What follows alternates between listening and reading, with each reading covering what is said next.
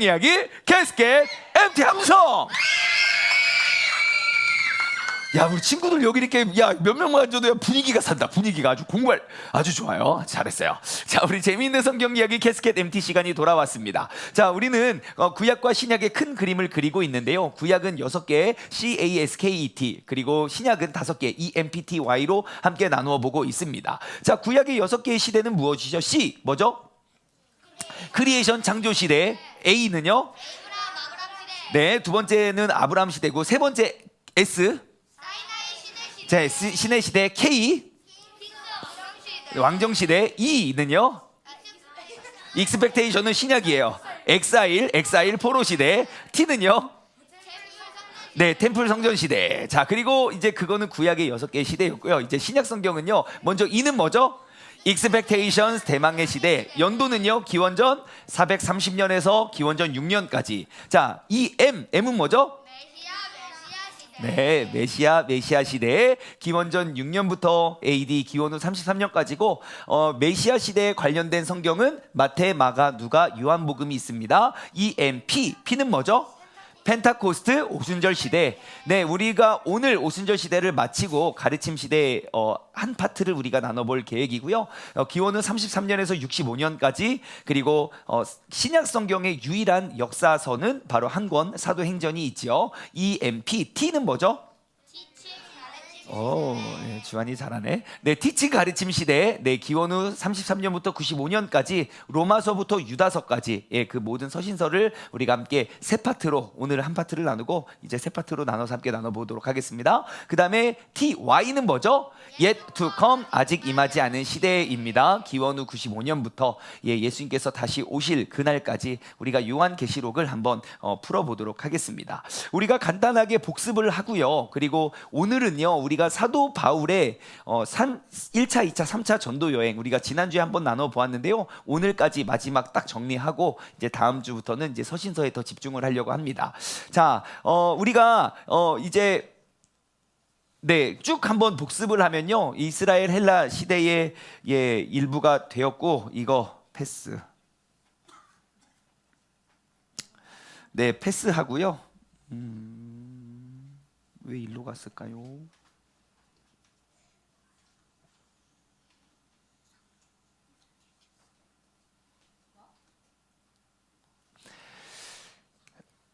네, 복습은 나중에 우리가 총 정리하도록 하겠고요. 자, 우리가 21권의 서신서가 어떻게 쓰여졌는지, 언제 쓰여졌는지 한번 살펴보도록 하겠습니다. 자, 가장 먼저 쓰여진 서신, 편지는 뭐였죠?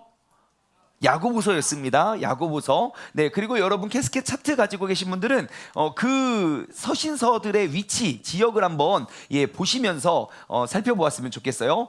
참고로 그 서신서의 시작과 마지막 야고보서와 유다서는 네, 예루살렘 지역에 있습니다. 예, 그리고 참고로 여러분 이 가르침 시대에 기록되어 있는 그 차트에 보시면 이것은 수신자, 발신자의 위치가 아니라 수신자의 위치로 기록되어 있다는 사실을 여러분 아실 수 있습니다. 자, 그래서 야고보서가 먼저 쓰여졌고요. 그리고 사도 바울이 첫 번째 1차 전도여행을 갑니다.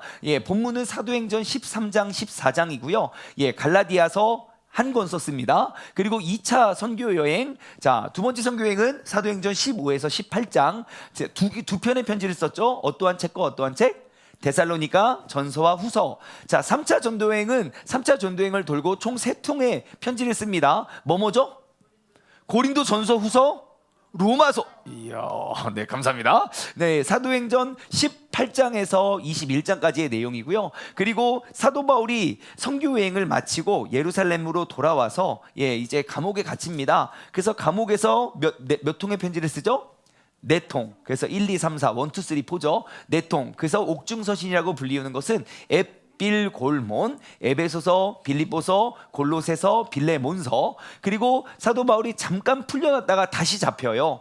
다시 투옥을 당하는데 이제 자신의 죽음이 임박했다는 걸 알고 이제 자신의 후계자들, 그리고 다음 세대 사역자들에게 이제 유언처럼 남기는 그 글들이 목회서신이라고 우리는 불리고요. 어떻게 목회를 하고 어떻게 목양을 해야 되는지에 대한 가르침을 주고 있습니다. 디모데 전서, 후서, 디도서가 그 책들입니다. 자, 그 다음에 다음에 그 뒤로 이제 일반 서신이 이어지게 되는데요. 베드로 전서 후서, 바로 네로 통치 때 바울이 참수당하고 베드로가 거꾸로 십자가에 매달려서 죽게 됩니다. 기원 후 65년경에 일어났던 일이고요. 그 이후에 이제 그 박해 속에서 히브리서도 쓰여지고, 그리고 유다서, 요한 1, 2, 3서 이렇게 해서 21권의 서신서에 대해서 우리가 나누어 보았습니다.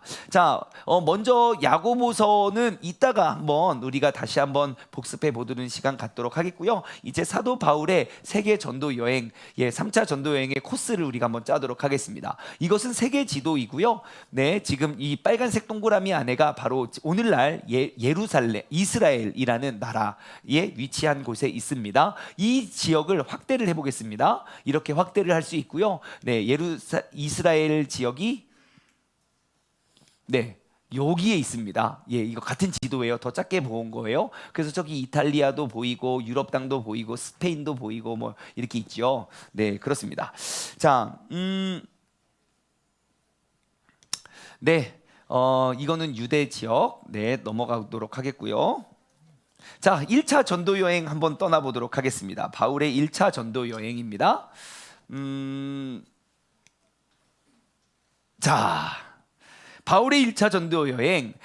사실 바울이요, 안디옥이라는 곳, 자, 안디옥이 어디냐면 여기에 있습니다. 여기에 땡구라미. 자, 여기서 갈라디아서를 기록하게 됐는데요. 안디옥이라는 곳에 가서 이제 세계 선교 여행이 시작이 됩니다. 여러분, 안디옥에 가게 된 계기도 이제 다 아실 거예요.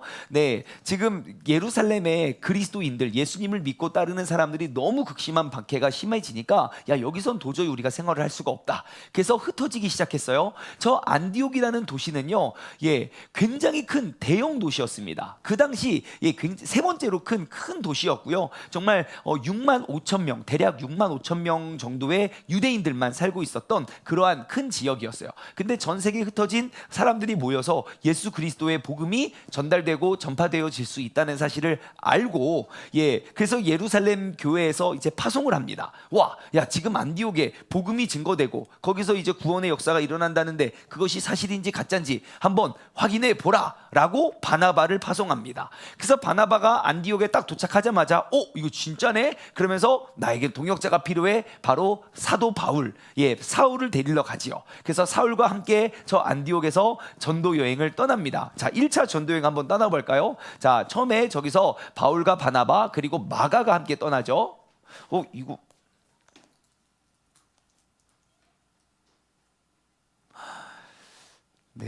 제가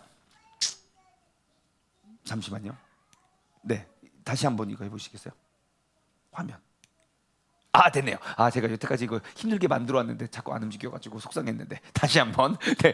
자, 안디옥 여기서 이제 선교 여행이 출발합니다. 자, 출발하면 배를 타고 실루기아로 내려왔다가 구브로 섬으로 갔다가 저기 살라미를 거쳐서 바보에 이르게 됩니다. 바보. 저기는 구브로 섬이고요. 바로 바나바의 고향이지요. 자, 그곳에서 이제 올라갑니다. 쭉 올라가서 저기 버가라는 곳에 머물렀는데 거기서 이제 3,700m나 되는 큰 산이 눈앞에 가려서 마가가 무서워서 돌아가요. 그래가지고 바나바하고 바울이 올라가서 저 위에 비시디아 안디옥이라는 곳에 갔는데 또 많은 유대인들이 이 사람들을 잡아 죽이려고 열심히 쫓아와서 얻어맞고 그 곳을 피해서 저기 이고니온으로 가서 또 얻어맞고 또 그곳을 피해서 또 루스드라에 가서 또 이곳에는 그냥 얻어맞는 정도가 아니라 돌에 맞아요. 돌에 맞아서 죽게 생겼어요. 그래서 그곳에서 이제 몸을 피해서 옆에 더베라는 곳에 갑니다. 자, 사도 바울이요, 항상 그곳에 들어가면, 새로운 도시에 들어가면 이게 하나의 공식과 같아요. 회당에 가서 주님의 말씀을, 복음을 전파하고, 복음을 전파하다가 많은 핍박이 오면 그곳 그냥 먼지를 털어버리듯 털고 다른 지역으로 가요. 그곳에서 우리를 받아주면 그곳에 머물고, 받아주지 않으면 또 먼지를 털듯 털고 또 다른 곳에 가요. 근데 이것이 사도 바울이 그냥 하는 것 같아 보였는데, 우리가 지금 새벽 예배 때 마태복음 우리가 묵상하고 있잖아요. 여러분, 마태복음 10장에 보면 예수님께서 제자들을 부르시고 제자들을 파송하는 모습이 나오거든요. 근데 딱 이 공식대로 하고 있어요. 예수님께서 야, 너희를 영접하면 거기서 머물고, 야, 거기서 아니면 그냥 먼지 털어버리듯 털고 그냥 나와라. 그리고 항상 가면 너희가 축복을 해라. 예, 축복해서 그 사람들이 받아들이면 그 사람들이 복이 될 거고, 야, 축복해서 안 받아주면 그것이 너희에게 돌아올 거야. 걱정하지 마. 그리고 오늘 본문 말씀이죠. 오늘 마태복음 10장 오늘 본문 말씀을 쭉 보면요, 야, 이게 한번 살펴볼까요? 여러분 성경책 가지고 오셨나요? 이야, 네, 아주 잘하셨습니다. 우리 가지고 오신 분들에게 큰 박수. 우리 주한이까지, 우리 길정석 집사님, 네, 성경책을 딱딱 꺼내고 계세요. 자, 한번 찾아봐야죠. 우리 또 갖고 왔으니까. 마태복음 10장 한번 펴보세요. 마태복음 10장.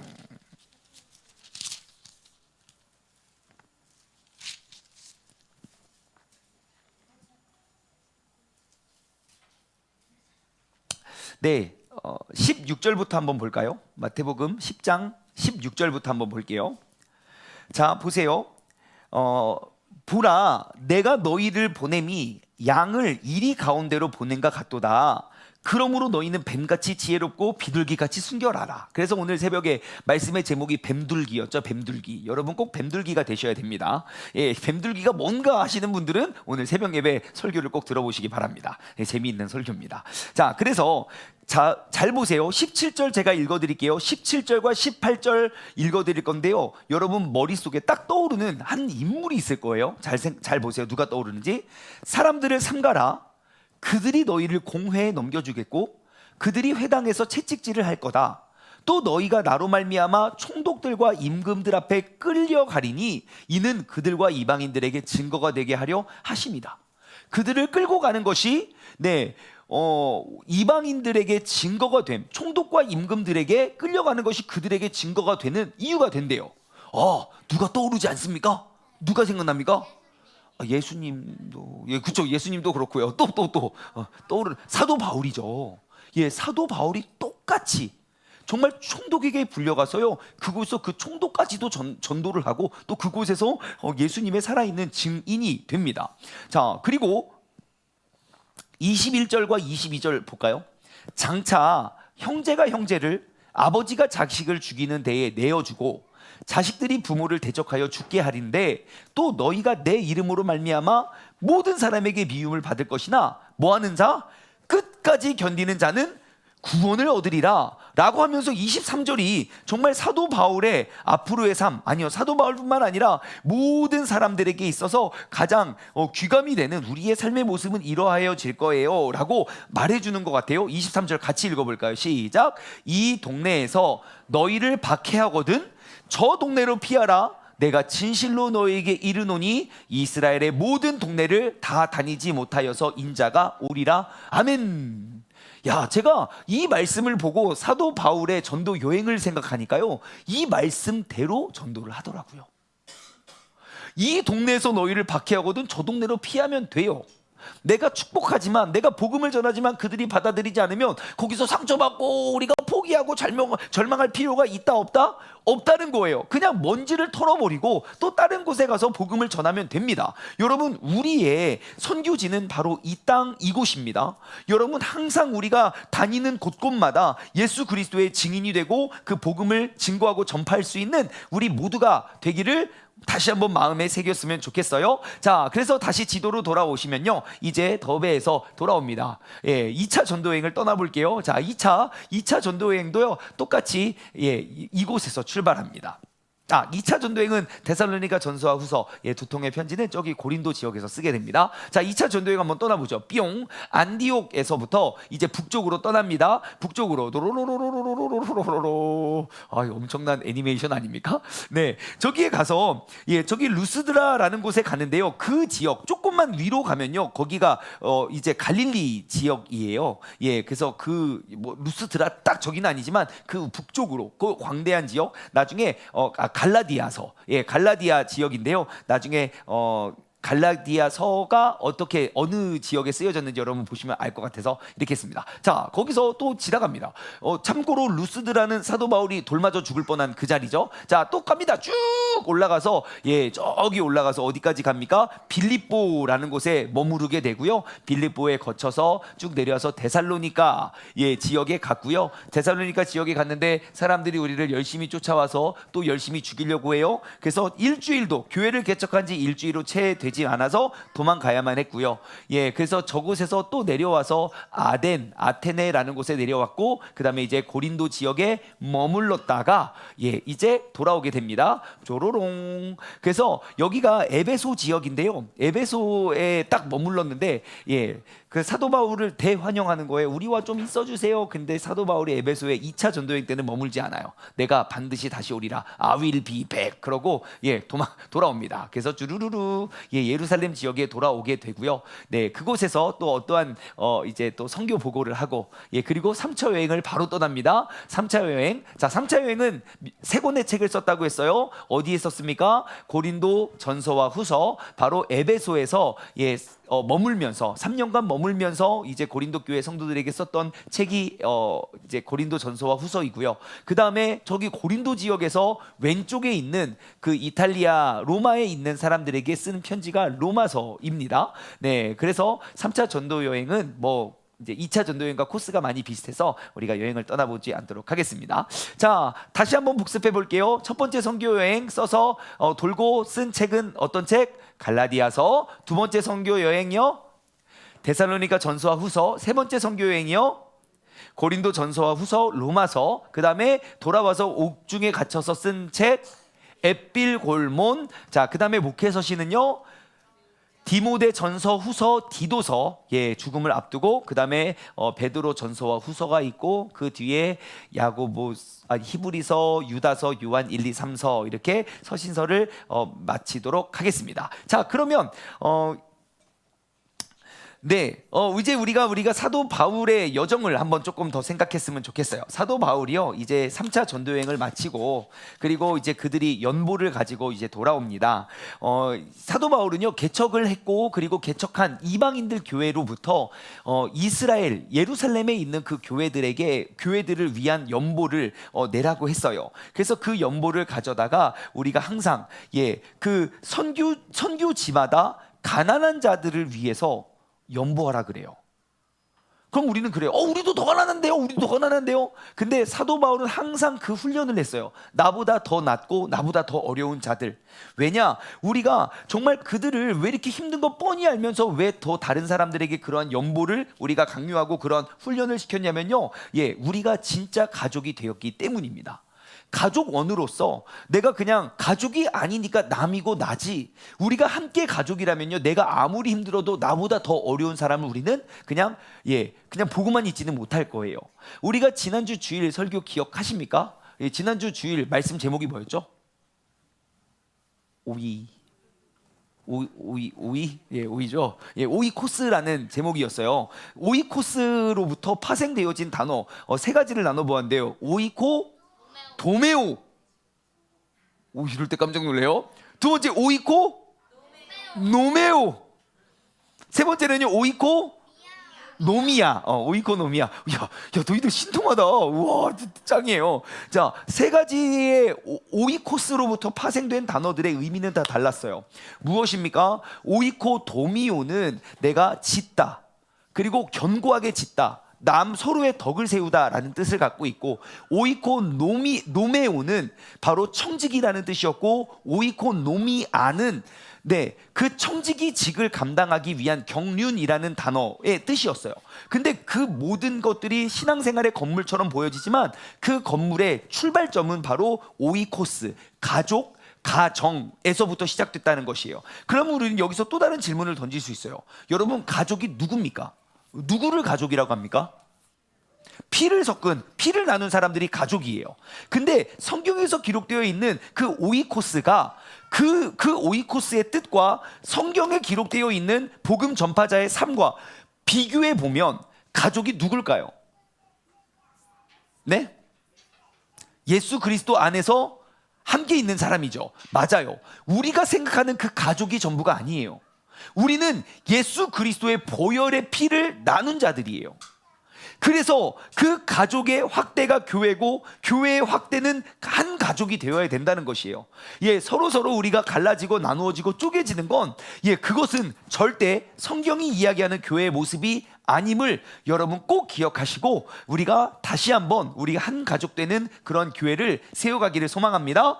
자, 이제 사도 바울이 이제 3차 전도여행을 마치고 예루살렘에 땅 돌아와요. 돌아와서 이제 그 연보를 다 걷어서 이제 보고 헌금을 나눠주고 그 다음에 이제 또 보고를 하고 또 이제 간증도 나누고 하던 중에 어떠한 일이 벌어지게 되냐면요, 한 가지 오해의 요지를 받게 돼요. 그 오해로 말미암아 사도 바울은 옥에 갇히게 되는데 그게 어떠한 사건인가? 이제 사도 바울이 예루살렘에 있는 성전에 모여서 이렇게 기도도 하고 모여서 간증도 나누고 하는 길에 예루살렘 성전의 모습을 보면 뜰이 있습니다. 뜰. 제가 뜰 사진 보여드릴게요. 자, 보세요. 자, 이게 이제 솔로몬의 성전인데 헤롯이 내가 더 아부하고 더욱더 큰 이제 내가 유대인들을 위해서 이렇게 헌신하고 노력합니다. 자기가 그 동네에 총독이 되기 위해서 그런 헤롯이 아부를 다 떨면서 솔로몬 성전보다 4배나 큰 그런 큰 성전을 집니다. 이 헤롯 성전의 모습을 보면요, 여기 이제 뜰들이 나와요. 잘 보시면 가장 아래에 있는 넓은 데 있지요. 건물이 없는 거기에 뜰의 이름을 이방인의 뜰이라고 합니다. 자, 이방인의 뜰, 그리고 그 밖에 여인의 뜰이 있죠. 그 사진을 좀 크게 보여주실 수 있으세요? 네. 자, 그죠? 자, 여인의 뜰이 있고요. 그 밖에 이방인의 뜰이 있죠. 그리고 그 담벼락 보이십니까? 보이십니까? 저 담벼락의 높이가 1.3m 정도 돼요. 1.3m면요, 우리가 성인이 서서 약간 제 가슴 정도 높이예요. 우리가 이렇게 딱 일어났을 때 가슴 정도의 높이. 그러니까 저기 여인의 뜰과 이방인의 뜰, 그러니까 그 성전 밖에 있는 사람과 안에 있는 사람들이 누가 누군지 얼굴을 인식할 수 있다는 것이에요. 충분히 누가 누구 있는지. 그래서 지금 이 성벽 둘러서 사람들이 어떠한 경고문이 적혀 있냐면요, 거기에 이러한 경고문이 엄중히 적혀 있습니다. 3가지 언어로 모든 사람들이 다 보고 한눈에 알아볼 수 있도록 거기에 기록되어 있는 경고문은 이런 거예요. 어떤 이방인도 성전과 뜰을 둘러싼 난간 안으로 들어갈 수 없다. 그렇게 했다가 적발되면 곧 죽음으로써 책임을 지게 될 것이다. 그러니까 이 거룩한 성전에 이방인들, 너희 더러운 그 부정한 것들 여기에 묻히지 마라 라는 경고문이요, 성벽을 둘러서 다 쭉 기록이 되어 있어요. 그래가지고 저기에 들어가지 못해요. 근데 여인의 뜰에 사도 바울이 돌아다니고 있는데 저 이방인의 뜰 밖에서 누구를 만나게 되는지 아십니까? 4글자 드로 시작하는 사람인데, 성경에 나오는데, 드보라 3글자예요. 바로 드로비모라는 사람을 만나게 돼요. 드로비모는요, 그 이제 사도 바울이 전도 여행을 다니면서 그 만났던 사람이거든요. 그래서 그 이방인과 사도 바울이 얼굴을 맞대고 서로 안부를 물고 대화를 하는데요, 그것을 사람들이 이제 그것을 책잡은 거예요. 사도 바울이 이방인을 저 성전 안으로 들였다. 그래서 저 사람은 죽여야 된다 라는 오해로 100% 누명입니다. 말씀 한번 찾아볼까요? 사도행전, 신약성경 사도행전 21장 28절입니다. 이 성경을 찾으니까 뭔가 성경 공부를 하는 느낌이 딱 나네요. 좋네요. 사도행전 21장 28절, 제가 가진 성경으로는요 225쪽에 있습니다.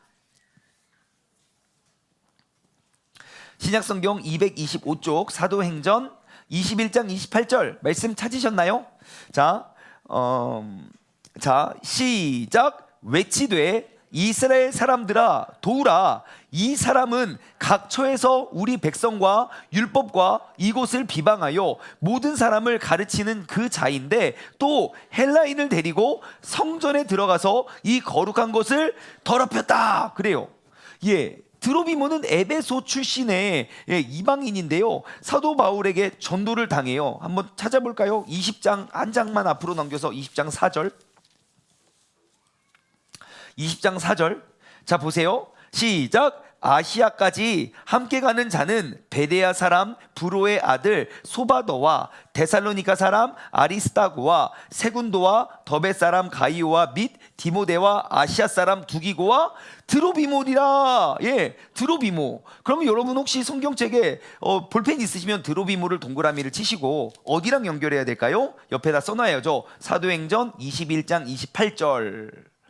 예, 그렇게 딱 옛날에는 관주 성경이라고 이런 것들이 다 연결이 되어 있었는데 요즘에는 관주가 많이 없어졌어요. 예, 그래서 그런 것들을 우리가 표시하고 체크해보면요, 나중에 내 성경책이 멋지게 만들어질 거예요. 자, 아무튼 그 드로비모를 데리고 왔다는 오해로 누명을 써서 사도 바울이 옥에 갇히게 되고요. 그리고 사도 바울은 그 길로 계속 옥중의 생활이 길어지게 되는 것이지요.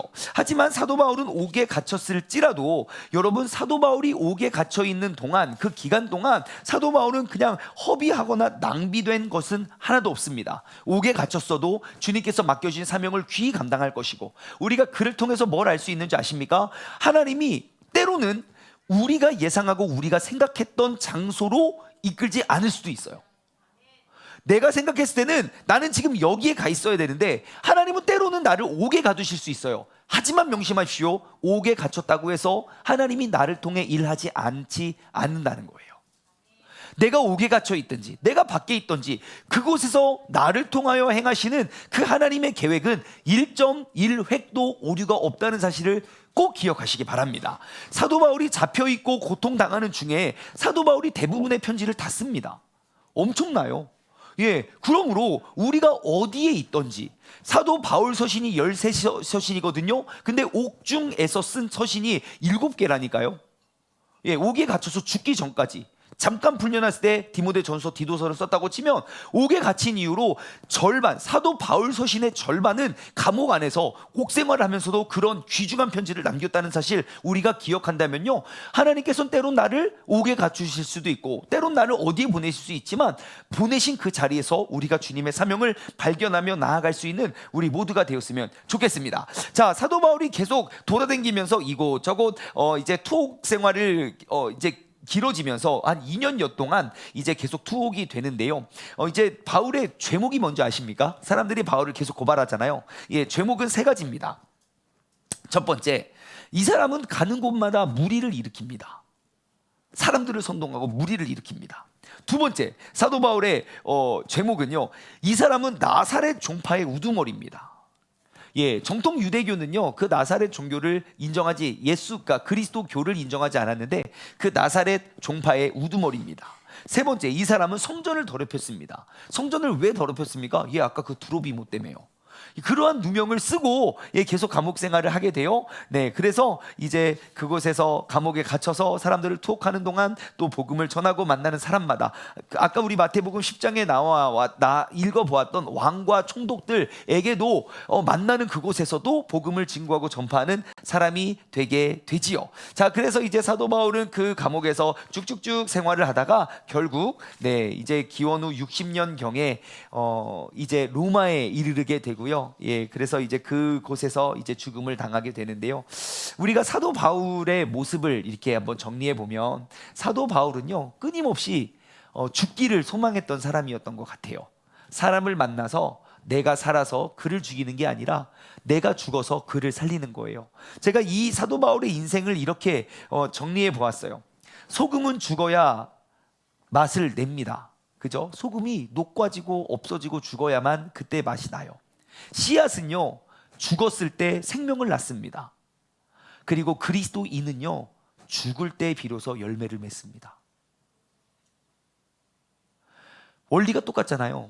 소금은 죽어야 맛을 내고 씨앗은 죽어야 생명을 내고 그리스도인들은 죽어야 열매를 맺습니다.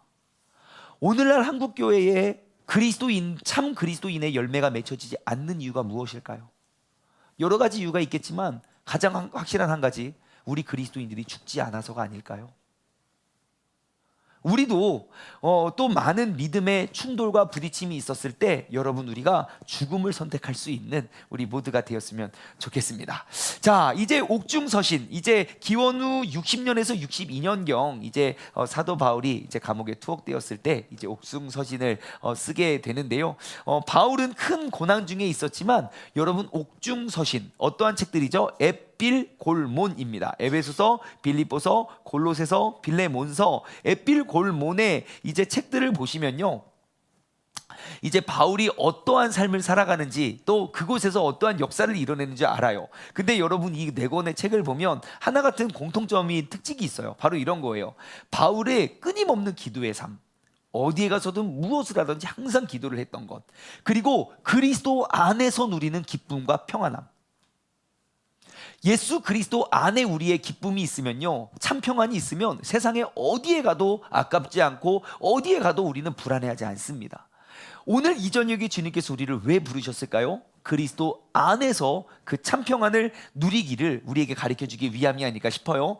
그리고 그리스도의 몸에 대한 변함없는 애정을 나타내고요, 그리고 부르심에 합당하게 걷고 부르심에 합당하게 우리가 연합하고 우리가 하나 되라고 계속 그 감옥 안에서도 이야기를 합니다. 그리고 거짓 교사들 경계하고 그리고 온전하고 성숙을 우리가 추구해야 된다고, 고난을 이길 힘 바로 공동체 안에 있음을 우리는 사도 바울은 계속 권면을 합니다. 자, 그렇게 해서 이제 사도 바울 이제 우리가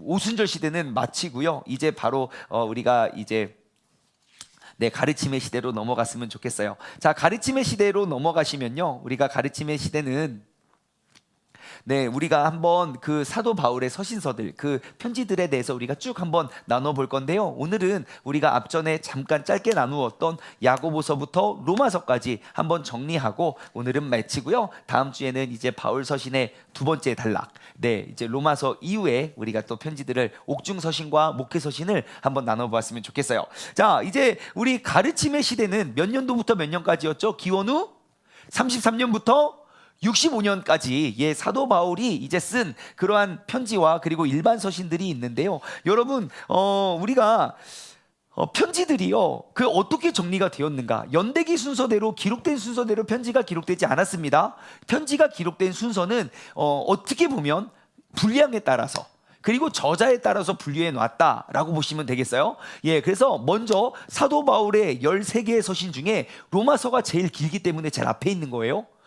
연대기 순서는 아닙니다. 그래서 긴 책부터 짧은 책까지 쭈루루루룩 기록이 되었다는 것, 그런 순차적으로 기록이 되었다는 거 여러분 기억하시고, 그리고 야고보서와 유다서는 예수님의 형제라는 사실 다시 한번 기억하시고, 다시 한번 복습합니다. 첫 번째 선교여행 어떠한 책 썼죠? 갈라디아서. 두 번째 선교여행 몇 통? 2통. 데살로니가 전서와 후서. 세 번째 선교여행 몇 통? 3통. 고린도 전서와 후서, 로마서. 그 다음에 옥중서신 몇 통? 4통. 에필골몬. 그리고 죽기 전에 몇 통? 3통. 자꾸 통통 하니까 통통이. 3통. 디모데 전서, 디모데 후서, 디도서, 목회서신이고요. 그렇게 하고 그 뒤로 이제 히브리서, 베드로 전후서, 유다서, 요한 1, 2, 3서 이렇게 해서 일반 서신이 된다는 것 여러분 이제 자다가도 생각이 날 것 같습니다. 자, 그럼 야고보서 한번 나눠볼게요. 야고보서의 특징은요, 우리가 말씀 한번 찾아볼까요? 요한복음 7장 5절입니다. 신약성경 요한복음 7장 5절입니다.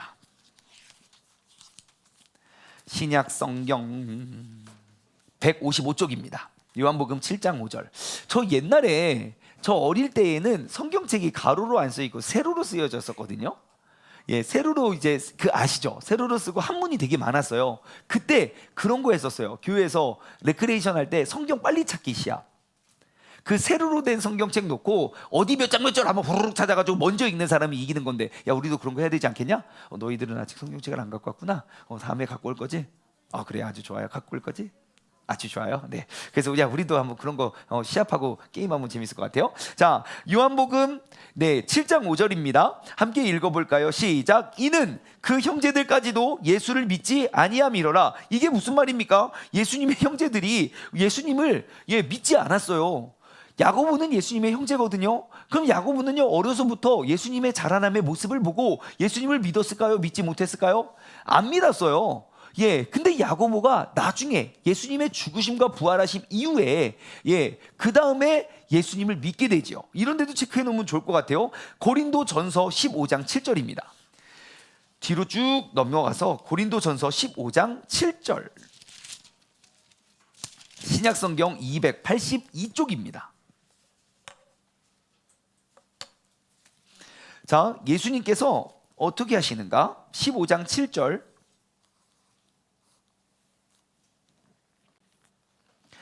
6절과 7절 볼까요? 자, 이거는 15장 말씀은 그리스도의 부활이라는 제목이에요. 그래서 이제 예수님의 부활 이후에 어떠한 일들이 있었는가? 6절과 7절 보시면요, 그 후에, 아니 5절부터 보면 이해하기 더 좋겠네요. 자, 게바는 누구죠? 베드로죠. 베드로에게 보이시고 후에 누구에게? 12명의 제자에게 보이셨어요. 6절, 그 후에 500여 형제들에게 일시에 보이셨고, 그 중에 지금까지 대다수는 살아있고 어떤 사람은 잠들었고, 그러니까 죽었다는 거죠. 근데 이제 잠들었다는 표현이죠. 그 후에 7절, 자, 야고보에게 보이셨으며 그 후에 모든 사도에게와, 자, 여기서 나오는 야고보는 예수님의 제자입니까? 아닙니까? 아니죠. 왜냐하면 아까 예수님의 제자는 5절에 나와요. 12제자에게 보이셨어요. 베드로와 12제자. 그렇다면 7절은 그 야고보는 그 예수님의 제자 야고보가 아니겠죠. 바로 예수님의 형제 야고보인 거예요. 그래서 야고보는요, 이제 그 전설에 의하면, 다른 참고 도서에 의하면 예루살렘 교회 지도자 중에 한 명이 되었고요, 나중에 아주 훌륭한 지도자로 끝까지 생을 마감하는 그러한 사람이 됩니다. 그래서 야고보서는 이제 21통의 서신서 중에 가장 먼저 쓰여진 책이고요. 그래서 야고보서 한번 우리가 볼까요? 우리 야고보서 1장 한번, 야고보서니까 한번 찾아보죠.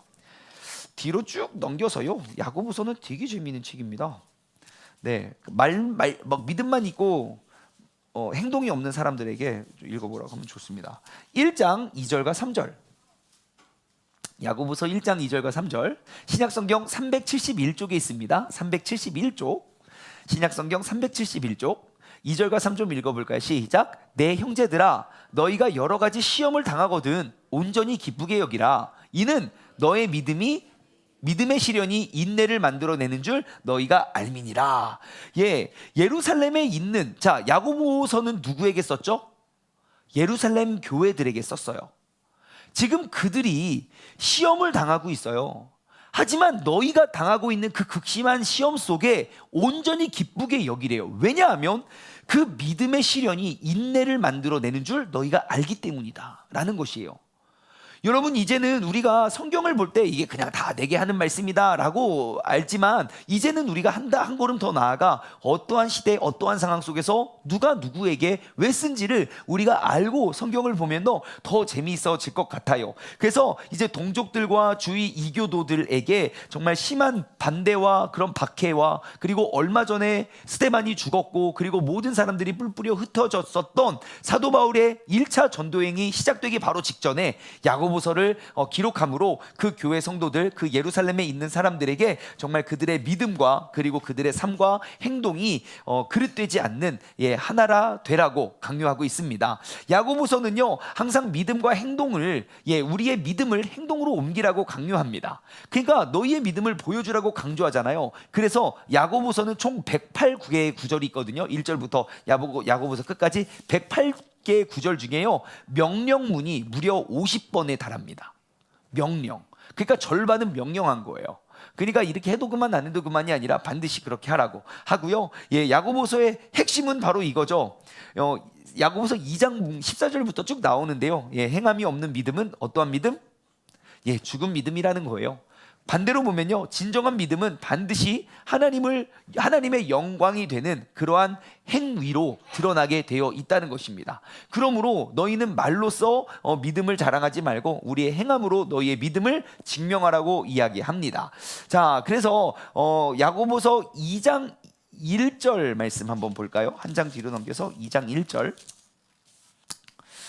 함께 읽어볼까요? 시작. 내 형제들아, 영광의 주 곧 우리 주 예수 그리스도에 대한 믿음을 너희가 가졌으니 사람을 차별하여 대하지 말라 그래요. 예, 우리에게 예수 그리스도에 대한 그 믿음을 가졌어요. 그래서 우리가 해야 할 것은 무엇입니까? 예, 차별하지 말라고 이야기합니다. 믿는 자들은요, 점점 그 굉장히 큰 차별이 있었거든요. 이방 민족들에게, 이방인들에게 복음이 전달되어진다는 것 자체도 그들은 납득이 되고 용납이 되지 않는 상황 속에서 너희는 그리스도인이라면 너희의 믿음으로 말미암아 차별하지 말아라 라고 교훈을 해주고 있는 것이 바로 야고보서입니다. 자, 그리고 3장 17절 또 무엇을 강조하는지 한번 볼까요? 3장 17절. 자, 시작. 오직 위로부터 난 지혜는 첫째 성결하고 다음에 화평하고 관용하고 양순하며 긍휼과 선한 열매가 가득하고 편견과 거짓이 없나니. 네, 정말 마치 무슨 열매들처럼 보여지지 않습니까? 그렇죠? 예, 성령의 열매들과 굉장히 비슷한 거예요. 그래서 정말 긍휼과 양성과 그 선한 열매들, 예, 그러한 열매들이 가득하니 우리의 삶을 통하여 이러한 성령님의 열매들을 우리가 이러한 열매들을 우리의 삶 속에 맺어가야 한다고 이야기하고 있고요. 네, 한 절만 더 찾아볼까요? 그 뒤에 4장 4절.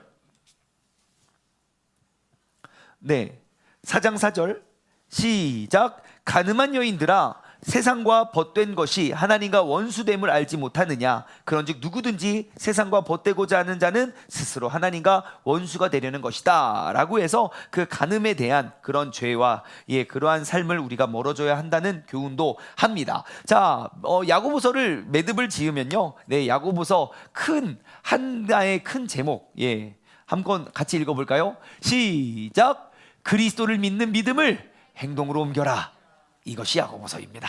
네, 여러분의 믿음을, 우리의 믿음을 행동으로 옮길 수 있는 우리 모두가 되었으면 좋겠고요.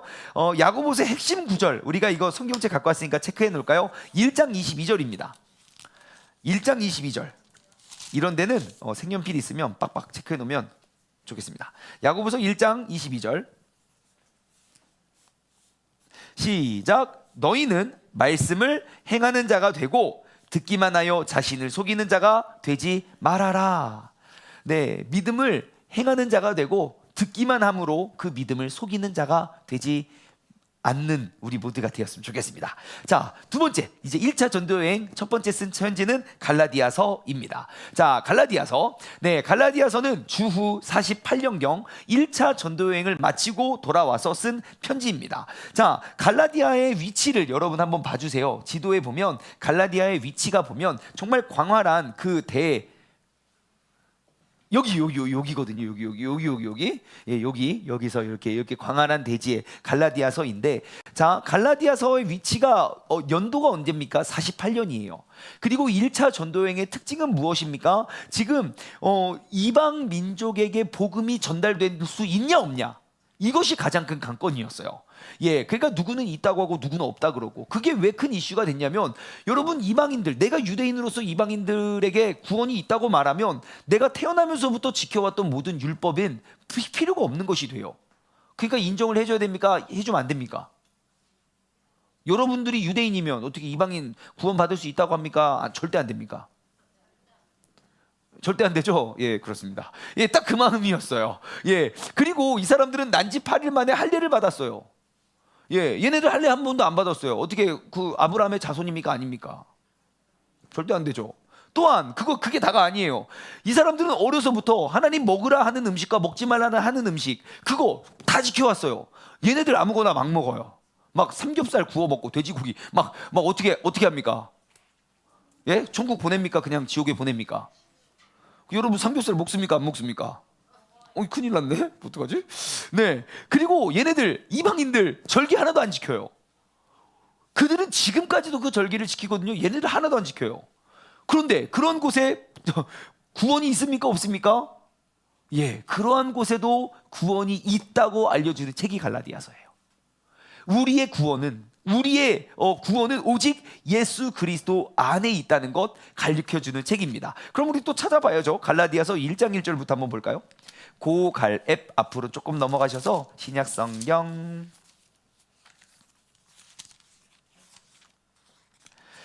303쪽입니다. 신약성경 302쪽. 자, 갈라디아서 이제 1장 1절. 자, 302쪽입니다. 신약성경. 자, 함께 읽어볼까요? 시작. 사람에게서 난 것도 아니요 사람으로 말미암은 것도 아니요 오직 예수 그리스도와 그를 죽은 자 가운데 살리신 하나님 아버지로 말미암아 사도된 나 바울은 이야기해요. 그러니까 내가 어떻게 사도가 되었느냐라는 질문을 던져요. 내가 어떻게 됐습니까? 사람들에게서 난 것도 아니고 사람들에 의해서도 아니에요. 나는 전적으로 하나님과 그리고 오직 예수 그리스도 그 안에서 내가 사도가 되었다는 거예요. 그 말은 무슨 말입니까? 이제 너희들도 예수 그리스도와 하나님 앞에서 우리는 사도가 될 수 있다는 것을 암시하겠죠. 그 밑에 3절 시작. 우리 하나님 아버지와 예수 그리스도로부터 은혜와 평강이 너에게 임할지어다. 그래요. 네, 사도 바울은요. 자, 여기서 눈에 띄는 단어가 무엇입니까? 지금 갈라디아서 1장 1절부터 3절까지 나누는데요.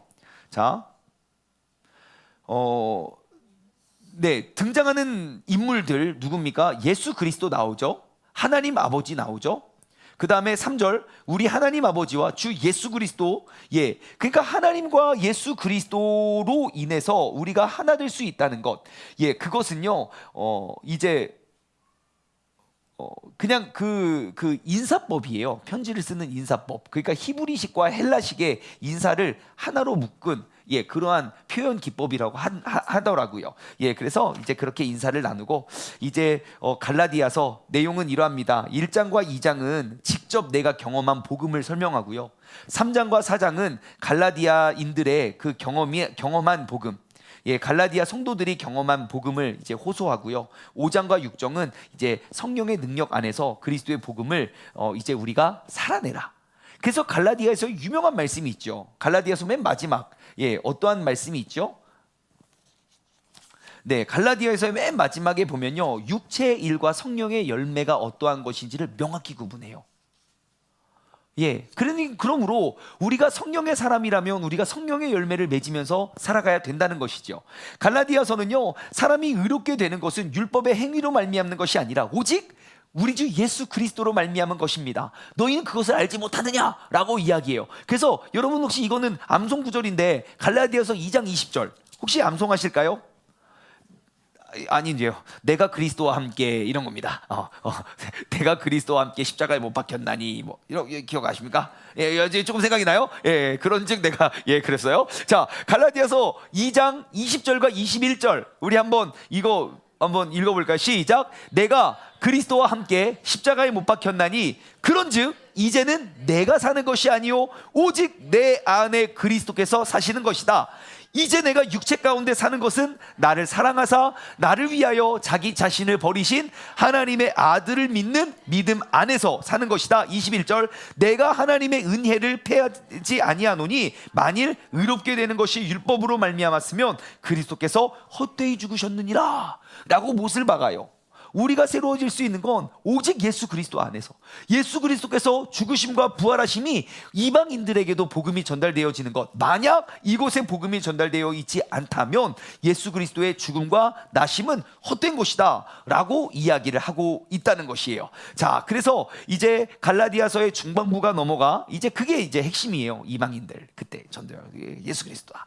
그리고 이제 맨 마지막으로 넘어가면 갈라디아서 5장부터 쭉 보시면 이제 육체의 일과 성령의 일, 이거는 우리의 마음에 쿡쿡 찔리니까 한번 읽고 넘어갈까요? 오늘 또 회개할 거 있으면 회개하고 가셔야 돼요. 자, 갈라디아서 5장 16절부터 우리가 성령의 열매까지 쭉 있는데요. 제가 읽어드릴게요. 16절, 17절, 18절 읽어드릴게요. 우리가 19절부터 같이 읽읍시다. 내가 이르노니 너희는 성령을 따라 행하라. 뭐를 따라 행하라고요? 예, 우리가 성령의 사람이라면 성령을 따라 행해야겠죠. 그리하면 육체의 욕심을 이루지 아니하리라. 그렇다면 내가 육신의 욕심을 자꾸 이루고 있다면 우리는 누구와 멀어진 겁니까? 예, 성령님과 멀어진 거겠지요. 자, 17절 육체의 소욕은 성령을 거스르고 성령은 육체를 거스르나니 이 둘이 서로 대적함으로 너희가 원하는 것을 하지 못하게 하려 합니다. 저는 이 말씀을 보면 딱 이렇게 생각나요. 여러분 말씀이 잘 안 읽어지고 말씀을 봐도 재미가 없고 왜 그런지 아십니까? 볼 것도 없어요. 세상이 재밌어서 그래요. 아마 드라마는 엄청 재밌게 볼걸요. 너무너무 재밌어요. 하지만 말씀 봐보세요. 졸음이 꾸벅꾸벅 옵니다. 예. 근데 진짜 제가 3년에 30독 하자고 했잖아요. 30에서 36독을 한번 해보십시오. 그러면 말씀이 재밌어지고요. 세상 것이 재미없어져요. 한번 해보세요. 3년 동안 말씀에 푹 빠져 살아보시라니까요. 예, 진짜로 2년째, 3년째, 내가 진짜 이렇게 시간 낭비해도 되나? 막 이런 생각도 들고 막 그런다니까요. 예, 세월을 아끼라 때가 악하니라 이런 말씀들이 막 은혜가 된다니까요. 예, 그래서 한번 살아보시기 바랍니다. 자, 계속 넘어갈게요. 18절. 너희가 만일 성령의 인도하시는 바가 되면 율법 아래 있지 아니하니라. 자, 19절부터 우리 같이 읽읍시다. 시작.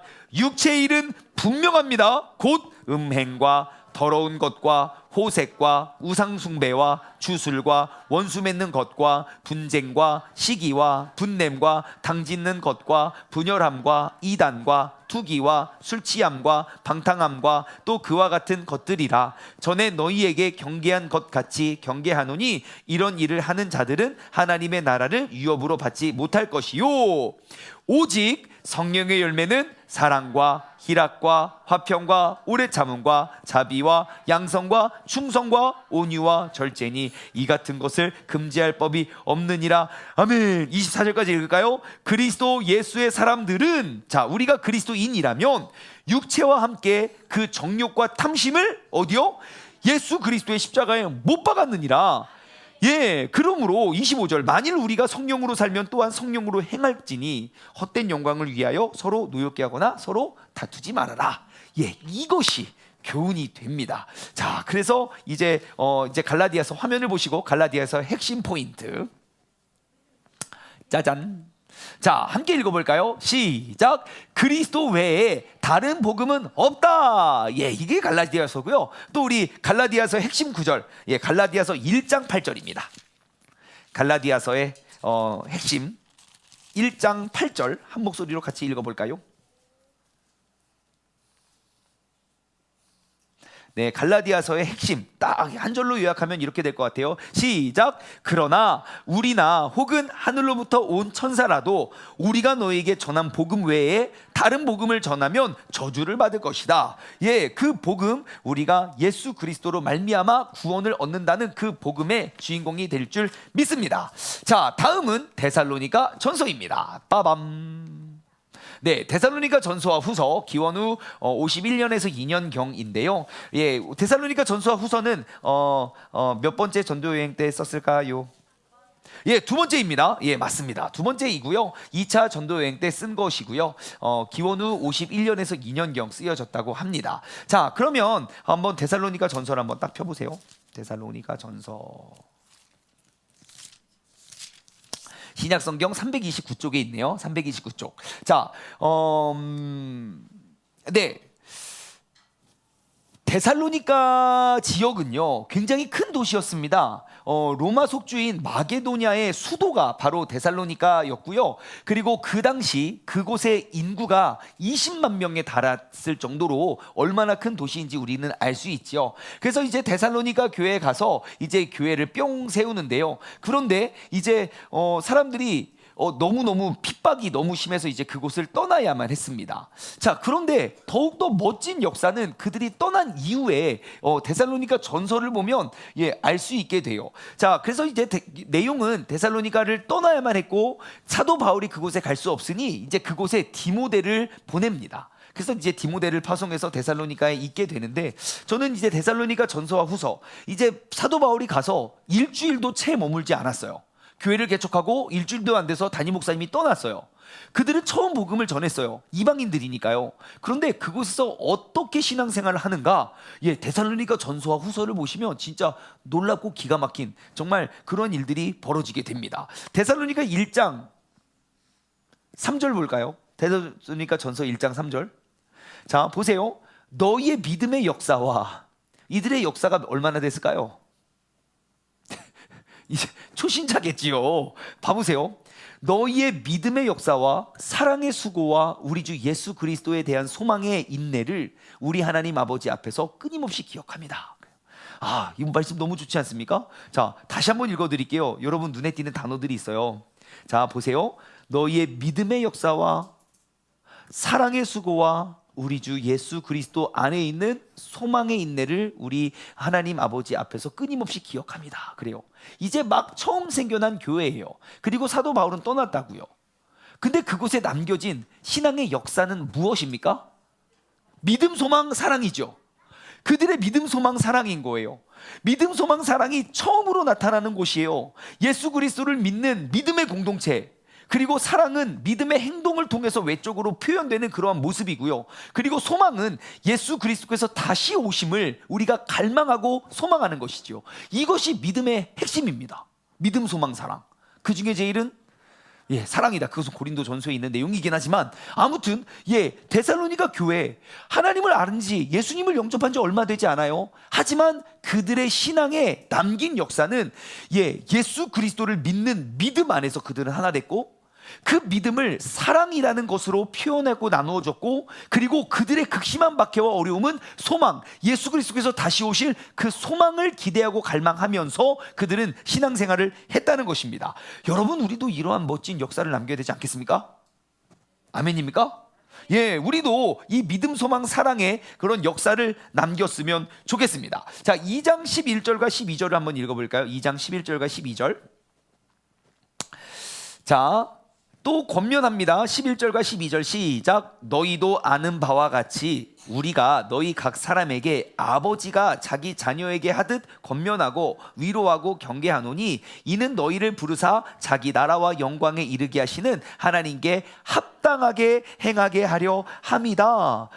여러분, 믿음, 소망, 사랑의 신앙을 가지고 있다면요, 자기의 나라와 영광에 이르게 하는 하나님께 합당히 행하는 사람, 우리가 바로 그러한 사람. 신앙의 연수가 길거나 짧거나 여러분, 그것이 중요한 것이 아닙니다. 우리가 그리스도인으로 살아가는 그런 모든 순간부터 우리는 하나님의 영광을 위해 하나님께 합당히 행할 수 있는 우리 모두가 되기를 주님의 이름으로 간절히 소망합니다. 자, 그래서 이제 마지막으로 사도 바울은 데살로니가 교회 성도들에게 이것도 기가 막힌 또 말씀이 나오죠. 살전 5장 넘어가 볼까요? 살전 5장 여러분 18절부터 16절부터 여러분 다 암송하고 있는 내용 말씀들이에요. 다 암송했죠. 이거는 우리 하윤이도 다 암송해. 데살로니가 전서 5장 16절 시작. 항상 기뻐하라. 알고 있는 말씀이죠? 맞아요. 자, 16절부터 우리 쭉 한번 23절까지 볼까요? 자, 보세요. 항상 기뻐하라. 쉬지 말고 기도하라. 범사에 감사하라. 이것이 그리스도 예수 안에서 너희를 향하신 하나님의 뜻이다. 이것이 바로 will of God이거든요. 하나님께서 너희를 통하여 행하실 일, 반드시 너희의 내일의 모습은 바로 이것이라는 거예요. 하지만 이제는 우리는 알겠어요. 어떠한 배경이고 어떠한 상황이고 그곳에 지도자도 없고 목자도 없고 성경구도 없고 오직 예수 그리스도, 그 믿음, 소망, 사랑의 신앙을 가지고 살아갔던 사람, 우리가 믿음, 소망, 사랑을 갖고 있는 사람이라면 우리는 항상 기뻐하고 쉬지 말고 기도하고 범사에 감사함으로 하나님의 뜻을 이루어내는 것이죠. 그렇게 하기 위해서는 어떻게 해야 됩니까? 19절, 성령을 소멸하지 말고. 왜요? 우리를 항상 이끄시는 분이 성령님이시니까요. 예언을 멸시하지 말고. 왜요? 이제 주님께서 반드시 약속한 그 말씀대로 이루실 것이기 때문이죠. 범사에 헤아려 좋은 것을 취하고 악은 어떠한 모양이라도 버리래요. 버리래요. 자, 23절 같이 읽어볼까요? 시작. 평강의 하나님이 친히 너희를 온전히 거룩하게 하시고 또 너희의 온 영과 혼과 몸이 우리 주 예수 그리스도께서 강림하실 때에 흠없게 보존되기를 원하노라. 아멘. 진짜 이런 데는 여러분 막 밑줄 빡빡빡 쳐놓고 우리가 외웠으면 좋겠어요. 우리의 삶도 이랬으면 좋겠어요. 우리가 주님 앞에 서는 그날, 예수 그리스도를 만나는 그날 흠없게 보존되기를 원하는 그러한 사람, 우리가 그러한 인생의 주인공 되기를 주님의 이름으로 간절히 소망합니다. 그래서 이제 데살로니가 전서와 후서는 바로 이러한 내용입니다. 한번 화면으로 나와 있네요. 자, 함께 읽어볼까요? 시작. 그리스도의 재림을 위하여 살라. 바로 믿음, 소망, 사랑이죠. 믿음, 소망, 사랑. 그래서 핵심 구절 데살로니가 전서 5장 23절, 우리가 방금 읽어보았던 말씀, 좋은 말씀이니까 한 번 더 읽어볼까요? 시작. 평강의 하나님이 친히 너희를 온전히 거룩하게 하시고 또 너희의 온 영과 혼과 몸이 우리 주 예수 그리스도께서 강림하실 때에 금 없게 보존되기를 원하노라. 아멘. 네, 이렇게 해서 우리가 데살로니가 전서까지 함께 나누어 보았습니다. 자, 그러면 우리가 다음 주에 이어서 이제 고린도 전서와 후서, 로마서, 그 다음에 이제 사도 바울의 나머지 목회 서신을 한번 쭉 나눠보는 시간을 갖도록 하겠습니다. 자, 여러분 오늘도 함께 하셔서 너무 감사하고요. 우리가 기도하고 또 주기도문으로 오늘 이제 수요 성경 공부 마치도록 하겠습니다. 아니요, 저 먼저 기도하고요. 그 다음에 주기도문 같이 할게요. 눈만 감으면 자동으로 쫄쫄 나오죠? 예, 아주 좋은 증상입니다. 자, 제가 기도하고요. 그 다음에 주기도문으로 마치도록 하겠습니다. 하나님 아버지 감사합니다. 정말 이렇게 추운 바람이 매섭게 부는데도 주님께서 우리를 택하여 주님의 전으로, 그리고 지금 영상을 통해서 우리가 하나님의 말씀을 사모하는 그런 마음을 허락하여 주신 그 주님께 감사를 드립니다.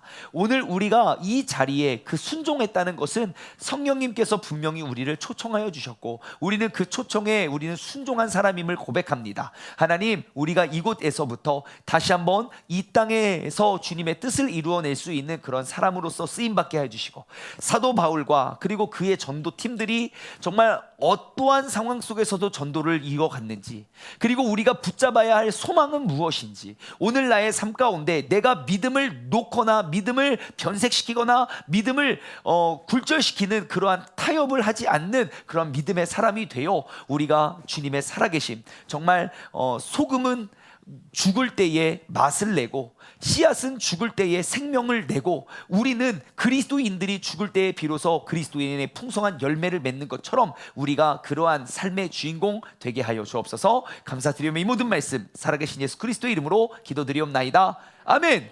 하늘에 계신 우리 아버지여, 이름이 거룩히 여김을 받으시오며 나라에 임하옵시며 뜻이 하늘에서 이루어진 것 같이 땅에서도 이루어지리이다. 오늘날 우리에게 일용할 양식을 주옵시고, 우리가 우리에게 죄 지은 자를 사여 준 것 같이 우리 죄를 사여 주옵시고, 우리를 시험에 들게 하지 마옵시며 다만 악에서 구하옵소서. 나라와 권세와 영광이 아버지께 영원히 싸움나이다. 아멘. 수고하셨습니다. 다음 주 수요일 날 다시 만나도록 하겠습니다.